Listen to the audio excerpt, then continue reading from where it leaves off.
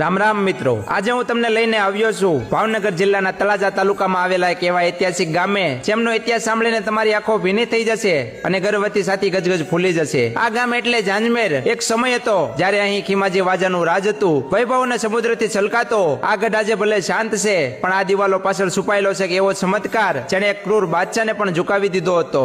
વાત એમ છે કે એ જમાનામાં એક મુસ્લિમ બાદશાહે આ ગઢ પર ચડાઈ કરી। ગઢની અંદર બિરાજમાન હતા 7 લોબડિયાળી એટલે કે આઈ ખોડિયાર અને તેમના બહેનો। સોના અને ચાંદીના દાગીનાની લાલચમાં અંધ બનેલા બાદશાહે ક્રૂરતાની હદ વટાવી દીધી। તેને 6 મૂર્તિઓના મસ્તક ધરતી અલગ કરી નાખ્યા, પણ જેવો એ 7મી મૂર્તિ એટલે કે માં આઈ ખોડિયારની મૂર્તિ પર તલવારનો ઘા કરવા ગયો, ત્યાં જ માં આઈ ખોડિયારનો પ્રકોપ વરસ્યો। એ મૂર્તિમાંથી અગણિત ભમરાઓનું ટોળું પ્રગટ થયું। એ ભમરાઓ બાદશાહની પાછળ પડ્યા। જીવ બચાવવા બાદશાહ ભાગ્યો અને કહેવાય છે કે આ જગ્યાએથી 5 થી 7 કિલોમીટર આગળ જતા માં ખોડિયાર આ નરાધમને પકડી પાડે છે, પણ ભમરાઓએ તેને ઘેરી લીધો અને એવા ડંખ માર્યા કે બાદશાહ લોહી લુહાણ થઈ ગયો। ભમરાના અસહ્ય ડંખથી કંટાળીને આખરે એ બાદશાહના મુખમાંથી શબ્દો સરી પડ્યા, માતાજી તે તો ખૂબ કરી હો હવે। બસ આ જ આજીજી સાંભળી દયાળુ માં ખોડિયારનું હૃદય પીગળી ગયું અને બાદશાહને માફી મળી। પોતાની ભૂલનો પસ્તાવો કરવા એ જ મુસ્લિમ બાદશાહે આ જગ્યા પર માં ખોડિયારનું એક ભવ્ય મંદિર બંધાવ્યું। બાદશાહે બનાવેલું હોવાથી